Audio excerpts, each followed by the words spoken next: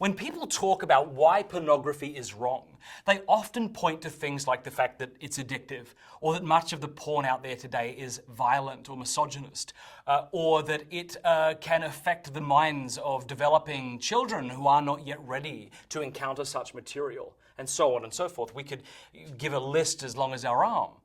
But do you notice that all of these reasons aren't the essential reason that people like myself who think pornography is wrong, they're not the essential reason porn is wrong in and of itself.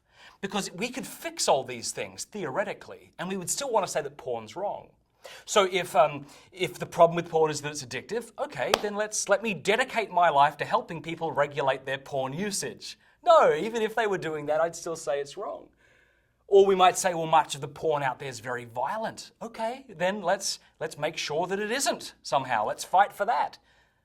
Okay, well, it affects the brains of growing young people. Well, let's see to it that young people are never exposed to pornography. Now, we might be thinking that's not even possible, all these things. Well, the point is that it's a thought experiment, and that even if we could fix these accidental reasons, we would still want to say, or at least I would, that pornography is wrong in and of itself, just wrong. Why then is pornography wrong?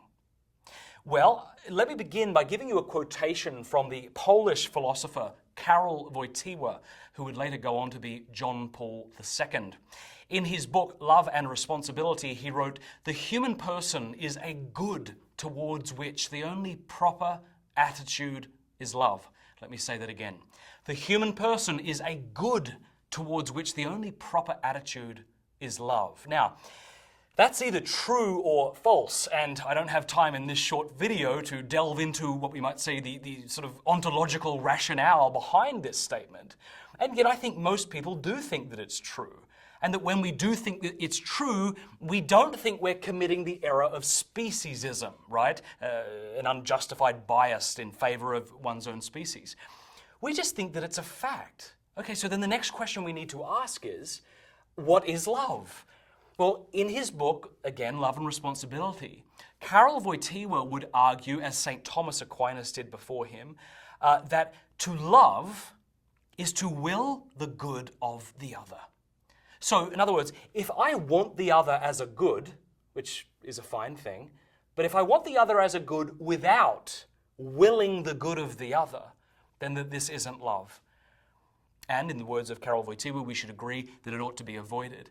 And I think when we look at pornography, I know that when we look at pornography, what we find is not this.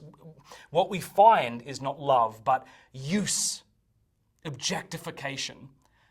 It's been said, not by John Paul II, though many have attributed him as saying this, that the problem with pornography isn't that it shows too much, it's that it shows far too little of the human person.